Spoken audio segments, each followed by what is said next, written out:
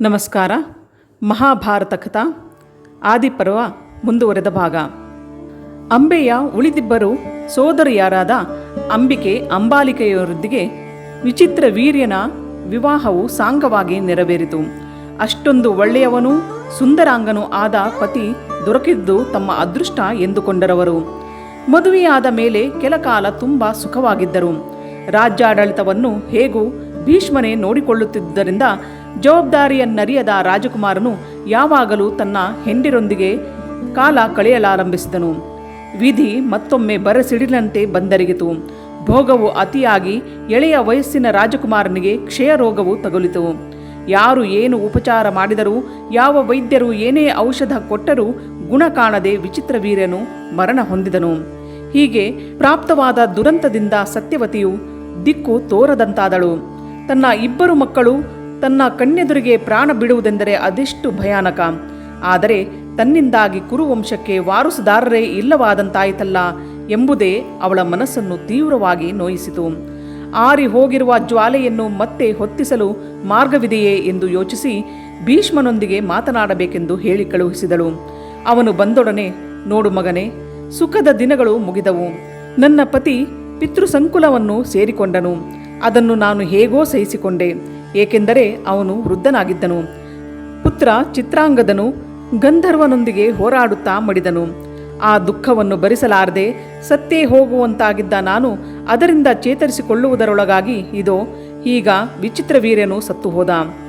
ಕುರುವಂಶದ ಏಕಮಾತ್ರ ಆಶಾಕಿರಣನಾಗಿದ್ದ ಅವನು ಹೊಚ್ಚ ಹೊಸ ಯೌವನದಲ್ಲಿಯೇ ಕಾಲವಾಗಬೇಕೆ? ನಾನೀಗ ಹತಾಶಳಾಗಿದ್ದೇನೆ. ವಂಶವು ಮುಂದುವರಿಯಬೇಡವೇ? ಏನನ್ನು ಮಾಡಬಹುದು ಎಂಬುದನ್ನು ನಾನು ನಿರ್ಧರಿಸಿಕೊಂಡಿದ್ದೇನೆ. ಕುರುವಂಶವು ಮುಂದುವರಿಯುವುದು ಈಗ ನಿನ್ನ ಕೈಯಲ್ಲಿದೆ ಮಗು ಎಂದಳು. ಭೀಷ್ಮನಿಗೆ ಆಶ್ಚರ್ಯವಾಯಿತು. ಅಮ್ಮ, ಆ ಜನ್ಮ ಬ್ರಹ್ಮಚಾರಿಯಾದ ನನ್ನಿಂದ ಹೇಗೆ ತಾನೇ ಇದು ಸಾಧ್ಯ ಎಂದ. ಅದಕ್ಕೆ ಸತ್ಯವತಿಯು, ನನ್ನ ಮಗ ವಿಚಿತ್ರವೀರ್ಯ ಪುತ್ರ ಪ್ರಾಪ್ತಿ ಇಲ್ಲದೆ ಸತ್ತು ಹೋದ. ನೀನು ಗೆದ್ದು ತಂದಿರುವ ಅವನ ಇಬ್ಬರು ಹೆಂಡಿರು ಇನ್ನೂ ಎಳೆಯ ವಯಸ್ಸಿನ ಹುಡುಗಿಯರು. ಆಸೆ ತೀರುವ ಮೊದಲೇ ಗಂಡನನ್ನು ಕಳೆದುಕೊಂಡವರು. ಈಗ ನನಗೆ ತೋರುವ ಧರ್ಮವೆಂದರೆ ಇದು. ನೀನು ಅವರನ್ನು ಸ್ವೀಕರಿಸಿ ಅವರಲ್ಲಿ ಕುರುವಂಶದ ಭವಿಷ್ಯದ ಕುಡಿಗಳನ್ನು ಒಡಮೂಡಿಸಬೇಕು. ವಂಶವನ್ನು ಮುಂದುವರೆಸುವ ಸಲುವಾಗಿ ಆಪದ್ಧರ್ಮವಾಗಿ ನೀನು ಇದನ್ನು ನೆರವೇರಿಸಬೇಕು. ನಿನ್ನ ಪೂರ್ವಿಕರು ಇಂಥ ಸಂದರ್ಭಗಳಲ್ಲಿ ಹೀಗೆಯೇ ನಡೆದುಕೊಂಡಿರುವರು. ಈಗ ಉಳಿದಿರುವುದು ಇದೊಂದೇ ದಾರಿ. ಇದನ್ನು ನಿನ್ನ ಕರ್ತವ್ಯವೆಂದೇ ತಿಳಿ ಎಂದಳು. ಈ ಅಸಂಬದ್ಧವಾದ ಸಲಹೆಯಿಂದ ಧೃತಿಗೆಡದ ಭೀಷ್ಮನು ತಾಳ್ಮೆಯಿಂದ ತಾಯಿಯನ್ನು ಕುರಿತು, ಅಮ್ಮ, ಇಬ್ಬರು ಮಕ್ಕಳನ್ನು ಕಳೆದುಕೊಂಡ ದುಃಖದಿಂದ ಬುದ್ಧಿಗೆಟ್ಟು ನೀನು ಹೀಗೆ ಮಾತನಾಡುತ್ತಿರುವೆ. ನೀನು ಹೇಳಿದ ಆಪದ್ಧರ್ಮವೆಂಬುದೊಂದು ಇರುವುದು ನಿಜವೇ. ಸಂಪ್ರದಾಯವು ಇದನ್ನು ಅನೇಕ ಬಾರಿ ಎತ್ತಿ ಹಿಡಿದಿದೆ. ಆದರೆ ನೀನು ನನಗೆ ಇದನ್ನು ಅನುಸರಿಸು ಎಂದು ಹೇಳುವುದು ಮಾತ್ರ ಸರಿಯಿಲ್ಲ. ನಿನಗೆ ಗೊತ್ತು, ನಾನು ಸಿಂಹಾಸನದ ಹಕ್ಕನ್ನು ಸಂಸಾರವನ್ನು ತ್ಯಾಗ ಮಾಡಿ ಪ್ರತಿಜ್ಞೆ ಮಾಡಿರುವೆ ಎಂದು. ನಾನು ಇದನ್ನು ನಿನಗಾಗಿಯೇ ಮಾಡಿದ್ದಾದ್ದರಿಂದ ನೀನಿದನ್ನು ಖಂಡಿತ ಮರೆತಿರಲಾರೆ. ಅಂದು ಘೋರ ಪ್ರತಿಜ್ಞೆ ಮಾಡಿದುದು ನಿನಗೆ ನೆನಪಿಲ್ಲವೇ? ಈ ಜನ್ಮದಲ್ಲಿ ನಾನು ಹೆಂಗಸಿನ ಸಹವಾಸ ಮಾಡುವುದಿಲ್ಲ ಎಂಬುದೇ ನನ್ನ ಪ್ರತಿಜ್ಞೆಯಲ್ಲವೇ? ಈಗ ಸತ್ತ ತಮ್ಮನ ಹೆಂಡಿರನ್ನು ಸ್ವೀಕರಿಸು ಎಂದು ಹೇಳುತ್ತಿರುವೆಯಲ್ಲ. ವಿಚಿತ್ರ ವೀರ್ಯನ ಸಾವಿನಿಂದ ನಿನ್ನ ಬುದ್ಧಿ ಪಲ್ಲಟಗೊಂಡಿದೆ ಎಂದು ತೋರುತ್ತದೆ. ಇಲ್ಲದಿದ್ದರೆ ಇಂಥ ಸಲಹೆಯನ್ನು ನೀನು ನನಗೆ ಕೊಡುತ್ತಿರಲಿಲ್ಲ. ತಾಯಿ, ನನಗೆ ತುಂಬ ದುಃಖವಾಗುತ್ತಿದೆ. ದಯವಿಟ್ಟು ಇಂಥದನ್ನು ಮಾಡೆಂದು ನನಗೆ ಹೇಳಬೇಡ ಎಂದು ವಿಧವಾಗಿ ಸಮಾಧಾನ ಮಾಡಿದನು. ಅದಕ್ಕೆ ಸತ್ಯವತಿಯು, ಆ ಘೋರ ಪ್ರತಿಜ್ಞೆ, ಅದನ್ನು ನೀನು ಮಾಡಿದ ಸನ್ನಿವೇಶ ಎಲ್ಲವೂ ನನಗೆ ನಿಚ್ಚಳವಾಗಿ ನೆನಪಿದೆ. ನಿಮ್ಮ ತಂದೆಗೆ ನನ್ನನ್ನು ತಂದುಕೊಳ್ಳುವ ಸಲುವಾಗಿ ನೀನು ಅದನ್ನು ಮಾಡಿದೆ ಎಂಬುದೂ ನೆನಪಿದೆ. ಆದರೀಗ ಪರಿಸ್ಥಿತಿ ಬದಲಾಗಿದೆ. ದೇವವ್ರತ, ನನ್ನ ಮಗನಿಗೆ ರಾಜ್ಯ ದೊರಕಬೇಕೆಂಬುದಕ್ಕಲ್ಲವೇ ನೀನು ಪ್ರತಿಜ್ಞೆ ಮಾಡಿದ್ದು. ನನ್ನ ಮಕ್ಕಳಿಬ್ಬರೂ ಈಗ ಸತ್ತಿರುವರು. ಕುರುವಂಶ ಕೊನೆಗೊಳ್ಳುವ ಸಮಯ ಒದಗಿದೆ. ಆದ್ದರಿಂದಲೇ ನಾನು ಆಪದ್ಧರ್ಮವಾಗಿ ಇದನ್ನು ನೀನು ನಡೆಸಬೇಕು ಎಂದು ಸಲಹೆ ಕೊಡುತ್ತಿರುವುದು. ಕುರುವಂಶದ ನಾಶಕ್ಕೆ ನೀನು ಅವಕಾಶ ಕೊಡಕೂಡದು. ನಾನು ನಿನ್ನ ತಾಯಿ. ನನಗೆ ಪ್ರಿಯವಾದುದನ್ನು ಮಾಡುವುದು ನಿನ್ನ ಕರ್ತವ್ಯ. ಈಗ ತಾಯಿಯ ಮಾತನ್ನು ನಡೆಸುವುದೇ ನೀನು ಹಿಂದೆ ಮಾಡಿರಬಹುದಾದ ಎಲ್ಲ ಪ್ರತಿಜ್ಞೆಗಳನ್ನು ಸಂರಕ್ಷಿಸಿಕೊಳ್ಳುವುದಕ್ಕಿಂತ ಶ್ರೇಷ್ಠವಾದ ಧರ್ಮ ಎಂದು ನುಡಿದಳು. ಇಲ್ಲಿಯವರೆಗೆ ಭೀಷ್ಮನು ತಾಳ್ಮೆ ಕಳೆದುಕೊಂಡಿರಲಿಲ್ಲ. ಆದರೆ ಈಗ ಅವನ ಸಹನೆಯ ಕಟ್ಟೆ ಒಡೆಯಿತು. ಹಿಂದಿನ ಘಟನೆಗಳೆಲ್ಲವೂ ಅವನ ಬಗೆಗಣ್ಣ ಮುಂದೆ ಬಂದವು. ತನ್ನ ತಾಯಿ ಗಂಗೆ ಸ್ವರ್ಗದಲ್ಲಿ ಕಳೆದ ತನ್ನ ಬಾಲ್ಯ, ವಿದ್ಯಾಭ್ಯಾಸ, ರಾಜ್ಯಶಾಸ್ತ್ರದಲ್ಲಿ ಮೊದಲು ಬೃಹಸ್ಪತಿ ಶುಕ್ರಾಚಾರ್ಯರುಗಳೊಡನೆ, ವೇದಾಂಗಗಳಲ್ಲಿ ಅನಂತರ ವಸಿಷ್ಠನೊಡನೆ ತಾನು ಅಧ್ಯಯನ ಮಾಡಿದ್ದು, ಭಾರ್ಗವನಿಂದ ಧನುರ್ವಿದ್ಯೆ ಕಲಿತದ್ದು, ಇವೆಲ್ಲವನ್ನು ತನ್ನ ತಾಯಿ ಆಗ ಮಾಡಿಸಿದ್ದು ತಾನು ಕುರುವಂಶದ ಯೋಗ್ಯ ಪುತ್ರನಾಗಲಿ ಎಂದಲ್ಲವೇ. ನಾನು ಆದರ್ಶ ರಾಜನಾಗಬೇಕೆಂದು ಅವಳ ಅಭಿಲಾಷೆಯಾಗಿದ್ದಿತು. ಅದನ್ನವಳು ಬಾರಿ ಬಾರಿಗೂ ಹೇಳುತ್ತಿದ್ದಳು. ಅವನ ಮನಸ್ಸು ಅನಂತರ ತನ್ನ ತಂದೆಯೊಡನೆ ಕಳೆದ 4 ವರ್ಷಗಳನ್ನು ನೆನೆಯಿತು. ಅದೆಂತಹ ಸ್ನೇಹ, ನಿರ್ವ್ಯಾಜ ಅಂತಃಕರಣ ಅವರದು. ತಂದೆ ಮಕ್ಕಳಾಗಿರುವುದಕ್ಕಿಂತ ಅವರು ಪ್ರೀತಿಯ ಗೆಳೆಯರಂತಿದ್ದರು. ಪರಸ್ಪರ ಪ್ರೇಮ ಪ್ರವಾಹದಲ್ಲಿ ಮುಳುಗಿ ಹೋಗಿದ್ದ ಅವರಿಗೆ ಆ 4 ವರ್ಷಗಳು ಕಳೆದುದೇ ತಿಳಿಯಲಿಲ್ಲ. ಅನಂತರ ತನಗೆ ನಡೆದ ಯುವರಾಜ್ಯಾಭಿಷೇಕ. ಅನಂತರ ಎಲ್ಲಿಂದ ಬಂದಳೋ ಈ ಸತ್ಯವತಿ. ತನ್ನ ತಂದೆಯ ತೃಪ್ತ್ಯರ್ಥವಾಗಿ, ಅವಳ ತಂದೆಯ ದುರಾಶೆಯ ತೃಪ್ತ್ಯರ್ಥವಾಗಿ ತಾನು ಈ ಲೋಕದಲ್ಲಿ ಸುಂದರವಾದದ್ದು ಯಾವುದುಂಟೋ ಅದೆಲ್ಲವನ್ನು ಬಿಟ್ಟು ಬಿಡುವಂತಾಯಿತು. ಅಂದಿನ ತನ್ನ ಆ ಎಳೆ ತಾರುಣ್ಯದ ಕಸುವೆಲ್ಲವೂ ಆ ಒಂದು ಪ್ರತಿಜ್ಞೆಯಿಂದಾಗಿ ಹಬಿಯಾಗಿ ಹಾರಿಹೋಯಿತೆ. ತಾನು ಹುಟ್ಟುವಾಗಲೇ ಮುದುಕನಾಗಿಯೇ ಹುಟ್ಟಿದೆನೋ ಎಂದೆನಿಸುತ್ತಿದೆ.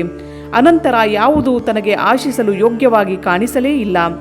ಜೀವನವೆಲ್ಲ ವರ್ಣರಹಿತವಾಗಿ ಕೇವಲ ಕಪ್ಪು ಬಿಳಿಯ ಏಕತಾನತೆಯಾಗಿ ಹೋಯಿತು. ತಾನು ಆವರೆಗೆ ಹೆಣೆದಿದ್ದ ಈ ಕಪ್ಪು ಬಿಳುಪಿನ ಬಟ್ಟೆಯಲ್ಲಿ ಹಾಗೆ ಹೀಗೆ ಹಾದು ಹೋದ ಕೆಂಪು ನೂಲಿನ ಹಾಗೆ ಬಂದಳು ಈ ಅಂಬೆ. ಇದ್ದ ಸ್ವಲ್ಪ ಕಾಲದಲ್ಲಿ ಏನು ಹಾವಳಿ ಮಾಡಿಬಿಟ್ಟಳು. ಸ್ವೀಕರಿಸಲು ಅಸಾಧ್ಯವಾದ್ದರಿಂದ ತಾನು ಅವಳನ್ನು ನಿರಾಕರಿಸಬೇಕಾಯಿತು. ಆ ಹಾಳು ಪ್ರತಿಜ್ಞೆಯಿಂದಾಗಿ ಆ ಬಡಪಾಯಿ ಹುಡುಗಿಯ ಹೃದಯವನ್ನು ಒಡೆಯಬೇಕಾಯಿತು. ಅವಳ ಸ್ತ್ರೀತ್ವದ ಸರ್ವನಾಶ ಮಾಡಬೇಕಾಯಿತು. ಗುರುವಿನ ಮಾತನ್ನು ಮೀರಬೇಕಾಯಿತು. ಈಗ ಈ ಮಲತಾಯಿಯ ಆಜ್ಞೆಯಂತೆ ಸತ್ತ ತಮ್ಮನ ಹೆಂಡಿರನ್ನು ಸ್ವೀಕರಿಸಬೇಕಂತೆ. ಭೀಷ್ಮನು ಬಾಯಿ ಬಿಟ್ಟೊಡನೆ ಒಳಗೆ ಹುದುಗಿದ್ದ ಕೋಪವೆಲ್ಲವೂ ಭೋರ್ಗರೆದು ಹೊರಹೊಮ್ಮಿತು. ನಡುಗುವ ಕಂಠದಿಂದ, ಅಮ್ಮ, ನನ್ನ ಮನಸ್ಸಿನ ಬಲವನ್ನು ನೀನರಿಯೆ. ನನ್ನ ಧರ್ಮ ಅದೆಷ್ಟು ದೃಢವಾದುದು ಎಂಬುದನ್ನು ನೀನರಿಯೆ. ಯಾವ ಶಕ್ತಿಯೂ ನೀನು ಹೇಳಿದುದನ್ನು ನನ್ನಿಂದ ಮಾಡಿಸಲಾರದು. ಭೂಮಿ ಮತ್ತು ತನ್ನ ಗಂಧವನ್ನು ಕಳೆದುಕೊಳ್ಳಬಹುದು. ನೀರು ತನ್ನ ರುಚಿಯನ್ನು ಕಳೆದುಕೊಳ್ಳಬಹುದು. ಸೂರ್ಯನು ತನ್ನ ಪ್ರಕಾಶವನ್ನು ಕಳೆದುಕೊಳ್ಳಬಹುದು. ಚಂದ್ರನು ತನ್ನ ತಂಪನ್ನು ಕಳೆದುಕೊಳ್ಳಬಹುದು. ಸಾಕ್ಷಾತ್ ಧರ್ಮನೇ ತನ್ನ ಧರ್ಮವನ್ನು ಬಿಟ್ಟುಕೊಡಬಹುದು. ಆದರೆ ನಾನು ಮಾತ್ರ ಸತ್ಯಪಥವನ್ನು ಬಿಡಲಾರೆ. ನನಗೆ ಸತ್ಯವೆಂಬುದು ಸ್ವರ್ಗದ ಎಲ್ಲ ಭೋಗಭಾಗ್ಯಗಳಿಗಿಂತ ಹೆಚ್ಚಿನದು. ಲೋಕವೇ ಪ್ರಳಯಕ್ಕೆ ತುತ್ತಾಗಬಹುದು, ಆದರೆ ನನ್ನ ಮನಸ್ಸಿನ ಬಲ ಮಾತ್ರ ಎಂದೆಂದಿಗೂ ತಗ್ಗದು. ಯಾರೂ ಯಾವುದು ನನ್ನನ್ನು ಚಲಿಸುವಂತೆ ಮಾಡಲಾರದು. ತಾಯಿ ಎಂಬ ಅಧಿಕಾರವುಳ್ಳ ನೀನೂ ಸಹ. ಈ ಪ್ರತಿಜ್ಞೆಗಾಗಿ ನಾನು ಒಮ್ಮೆ ನನ್ನ ಗುರುವನ್ನೇ ವಿರೋಧಿಸುವ ಧೈರ್ಯ ಮಾಡಿದೆ. ನಿನ್ನ ಮಾತುಗಳು ನನ್ನ ಮೇಲೆ ಏನೂ ಪರಿಣಾಮ ಮಾಡವು. ಈ ಮೂರ್ಖ ಪ್ರಯತ್ನವನ್ನು ಬಿಟ್ಟುಬಿಡು ಎಂದನು. ಸತ್ಯವತಿಯು ಪುನಃ ಪುನಃ ಭೀಷ್ಮನ ಮೇಲೆ ಒತ್ತಡ ತರಲು ಪ್ರಯತ್ನಿಸುತ್ತಲೇ ಇದ್ದಳು. ಆದರೆ ಭೀಷ್ಮನು ಮಾತ್ರ ಅಲೆಗಳ ತಾಡನೆಯನ್ನು ತಡೆದು ನಿಲ್ಲುವ ಬಂಡೆಯಂತೆ ಅಚಲನಾಗಿ ನಿಂತನು. ಅವಳ ಮಾತುಗಳನ್ನು ಅವನು ಲೆಕ್ಕಿಸಲೇ ಇಲ್ಲ. ಸತ್ಯವತಿಯ ದುಃಖ ಸಹಿಸಲದಸಳವಾಯಿತು. ಸತ್ಯವತಿಯು ದುಃಖಿಸುತ್ತಿರುವುದನ್ನು ನೋಡಿ ನೋಡಿ ಭೀಷ್ಮನಿಗೂ ದುಃಖವಾಗತೊಡಗಿತು. ಅವಳ ಮೇಲಿನ ಅನುಕಂಪದಿಂದ, ಅಮ್ಮ, ವಂಶವು ಮುಂದುವರಿಯುವ ಬಗ್ಗೆ ನನ್ನ ಸಲಹೆ ಹೊಂದಿದೆ. ಕುಲೀನ ವಂಶವೊಂದು ಕೊನೆಗೊಳ್ಳಬಹುದೆಂಬ ಭಯವು ತಲೆದೋರಿದಾಗ ಸದ್ಬ್ರಾಹ್ಮಣನೊಬ್ಬನಿಂದ ಅದನ್ನು ಪುನರುಜ್ಜೀವನಗೊಳಿಸಿಕೊಳ್ಳಬಹುದು ಎನ್ನುವರು. ನನ್ನ ಗುರು ಭಾರ್ಗವನು ಕ್ಷತ್ರಿಯರೆಲ್ಲರನ್ನೂ ಸಂಹರಿಸಿದಾಗ ಅನೇಕ ರಾಜವಂಶಗಳು ಮುಂದುವರಿಯುವಂತೆ ಮಾಡಿದ್ದು ಹೀಗೆಯೇ. ಯೋಗ್ಯನಾದ ಬ್ರಾಹ್ಮಣನೊಬ್ಬನನ್ನು ನೀನು ಯೋಚಿಸುವುದಾದರೆ ಸಿಂಹಾಸನಕ್ಕೊಬ್ಬ ಉತ್ತರಾಧಿಕಾರಿಯನ್ನು ಕರುಣಿಸು ಎಂದು ಅವನನ್ನು ನಾವು ಪ್ರಾರ್ಥಿಸಿಕೊಳ್ಳಬಹುದು. ಇದು ಈ ಹಿಂದೆಯೂ ಇದ್ದ ಸಂಪ್ರದಾಯ. ಮಹಾ ಋಷಿಗಳು ಸಹ ಇದನ್ನು ಅನುಮೋದಿಸಿರುವರು ಎಂದನು. ಬಡಪಾಯಿ ಸತ್ಯವತಿ ಈ ಏರ್ಪಾಡಿಗೆ ಒಪ್ಪದೆ ನಿರ್ವಾಹವಿರಲಿಲ್ಲ. ಆದರೆ ಕುರುವಂಶದ ಉದ್ಧಾರಕ್ಕೆ ತನ್ನ ರಕ್ತವನ್ನು ಭೀಷ್ಮನು ಕೊಡಲಿಲ್ಲವೆಂಬ ಅಸಮಾಧಾನವು ಉಳಿದೇ ಹೋಯಿತು. ಅನೇಕ ದಿನಗಳವರೆಗೆ ಅಳೆದು ಸುರಿದು ಸತ್ಯವತಿಯು ಶಂತನುವು ತನ್ನನ್ನು ನೋಡುವುದಕ್ಕೂ ಬಹಳ ಮುಂಚೆ ಪರಾಶರ ಮಹರ್ಷಿಯು ತನ್ನಲ್ಲಿ ವ್ಯಾಸನೆಂಬ ಪುತ್ರನೊಬ್ಬನನ್ನು ಪಡೆದಿದ್ದ ಸಂಗತಿಯನ್ನು ಭೀಷ್ಮನಿಗೆ ತಿಳಿಸಿದಳು. ವ್ಯಾಸನನ್ನು ಕರೆಯಬಹುದೆಂಬ ಅವಳ ಯೋಚನೆಗೆ ಭೀಷ್ಮನು ಒಪ್ಪಿದನು. ಸತ್ಯವತಿಯು ತನ್ನ ಚೊಚ್ಚಲ ಮಗು ವ್ಯಾಸನನ್ನು ಸ್ಮರಿಸಿಕೊಂಡಳು. ವ್ಯಾಸನು ತಾಯಿಯ ಕರೆಗೆ ಓಗೊಟ್ಟು ಧಾವಿಸಿ ಬಂದನು. ಎಲ್ಲವನ್ನೂ ನಿವೇದಿಸಿದ ಸತ್ಯವತಿಯು ತನ್ನ ಬೇಡಿಕೆಯನ್ನು ಅವನ ಮುಂದಿಟ್ಟಳು. ವ್ಯಾಸನು, ಅಮ್ಮ, ನೀನು ನನಗೆ ಜನ್ಮ ಕೊಟ್ಟವಳು. ನಿನ್ನ ಅಣತಿಯು ನನಗೆ ಶಿರೋಧಾರ್ಯ. ನಿನ್ನ ಅಪೇಕ್ಷೆಯನ್ನು ನಾನು ಪೂರೈಸುವೆನು. ಆದರೆ ವಿಚಿತ್ರ ವೀರ್ಯನ ಹೆಂಡಿರು ನನ್ನನ್ನು ಸ್ವಾಗತಿಸುವಂತೆ ಮಾಡುವ ಭಾರ ಮಾತ್ರ ನಿನ್ನದು. ಅವರು ನನ್ನ ಕರಿಯ ಬಾಹ್ಯ ರೂಪವನ್ನು ನೋಡಿ ಹೆದರಬಾರದು, ಹೇಸಬಾರದು ಎಂದು ಸಮ್ಮತಿಸಿದನು. ಸೊಸೆಯಂದಿರೊಂದಿಗೆ ಮಾತನಾಡಿ ಅವರನ್ನು ಒಡಂಬಡಿಸಲು ಸತ್ಯವತಿ ಒಪ್ಪಿದಳು. ಅಂಬಿಕೆಯ ಬಳಿಗೆ ಹೋಗಿ ಪರಿಸ್ಥಿತಿಯ ಗಂಭೀರತೆಯನ್ನು ಮನ ಮುಟ್ಟುವಂತೆ ಅವಳಿಗೆ ವಿವರಿಸಿದಳು. ಕುರುವಂಶವನ್ನು ಬೆಳಗಿಸುವುದು ಅವಳ ಕರ್ತವ್ಯವೆಂದು, ವ್ಯಾಸನನ್ನು ಅವಳು ಸೂಕ್ತ ರೀತಿಯಲ್ಲಿ ಬರಮಾಡಿಕೊಳ್ಳಬೇಕೆಂದು ಬೋಧಿಸಿದಳು. ಅನ್ಯ ಮಾರ್ಗವಿಲ್ಲದೆ ಅಂಬಿಕೆಯೂ ಒಪ್ಪಿದಳು. ಕಾರ್ಗತ್ತಲ ರಾತ್ರಿ ಅಂಬಿಕೆ ತನ್ನ ಅಂತಃಪುರದಲ್ಲಿ ವ್ಯಾಸನ ಬರವಿಗಾಗಿ ಕಾಯುತ್ತಿದ್ದಳು. ಬರುತ್ತಿದ್ದ ಅವನನ್ನು ನೋಡಿದಳು. ಮಹರ್ಷಿಯ ಅಸಹ್ಯಕರವೂ ಘೋರವೂ ಆದ ಬಾಹ್ಯ ರೂಪವನ್ನು ಕಂಡು ಭಯಪಟ್ಟಳು. ರಾತ್ರಿಯನ್ನು ಅವನೊಂದಿಗೆ ಕಳೆಯಬೇಕಾದ ಸಂದರ್ಭವನ್ನು ನೆನೆದು ಜುಗುಪ್ಸಿತಳಾದಳು. ಮಾಡುವುದೇನು? ಬಿಮ್ಮಗೆ ಕಣ್ಣು ಮುಚ್ಚಿಕೊಂಡವಳು ತೆರೆಯಲಿಲ್ಲ. ಘೋರ ರಾತ್ರಿ ಕೊನೆಗೂ ಕಳೆದು ಬೆಳಗಾಯಿತು. ಸತ್ಯವತಿ ವ್ಯಾಸನಿಗಾಗಿ ಆತಂಕದಿಂದ ಕಾಯುತ್ತಿದ್ದಳು. ಅಂಬಿಕೆಯ ಒಬ್ಬ ಬಲಶಾಲಿಯಾದ ಮಗನು ಹುಟ್ಟುವನು, ಆದರೆ ನನ್ನನ್ನು ನೋಡಲು ಭಯಪಟ್ಟು ರಾತ್ರಿ ಇಡೀ ಅವಳು ಕಣ್ಣು ಮುಚ್ಚಿಕೊಂಡೇ ಇದ್ದುದರಿಂದ ಆ ಮಗನು ಕುರುಡನಾಗಿ ಹುಟ್ಟುವನು ಎಂದ ವ್ಯಾಸನ ಮಾತನ್ನು ಕೇಳಿ ಅವಳಿಗೆ ನಿರಾಸೆಯಾಯಿತು. ಸೊಸೆಯ ಮೇಲೆ ಕೋಪ ಭುಗಿಲೆದ್ದಿತು. ಆದರೆ ಆಗಿ ಹೋದುದನ್ನು ಅಳಿಸಲಾಗುವುದೇ? ಇನ್ನೊಮ್ಮೆ ಬಂದು ಅಂಬಾಲಿಕೆಗೆ ಒಬ್ಬ ಮಗನನ್ನು ಕರುಣಿಸಬೇಕೆಂದು ವ್ಯಾಸನನ್ನು ಕೇಳಿಕೊಂಡಳು. ವ್ಯಾಸನು ಒಪ್ಪಿದನು. ಅಂಬಾಲಿಕೆಯು ವ್ಯಾಸನನ್ನು ನೋಡಿ ಅಷ್ಟೇ ಹೆದರಿಕೊಂಡಳು, ಅಸಹ್ಯ ಪಟ್ಟುಕೊಂಡಳು. ಅವನನ್ನು ನೋಡಿ ಅವಳ ರಕ್ತ ತಣ್ಣಗಾಯಿತು, ದೇಹವೆಲ್ಲ ಬಿಳಚಿಕೊಂಡಿತು. ರಾತ್ರಿ ಹೇಗೋ ಕಳೆಯಿತು. ಬೆಳಗ್ಗೆ ವ್ಯಾಸನು ಇವಳಿಗೆ ರೂಪವಂತನೂ ಗುಣವಂತನೂ ಆದ ಒಬ್ಬ ಮಗನು ಹುಟ್ಟುವನು. ಆದರೆ ಇವಳು ಬಿಳಿಚಿಕೊಂಡಿದ್ದರಿಂದ ಮಗುವು ಬಿಳಿಚಿಕೊಂಡಿರುವುದೆಂದು ಸತ್ಯವತಿಗೆ ಹೇಳಿದನು.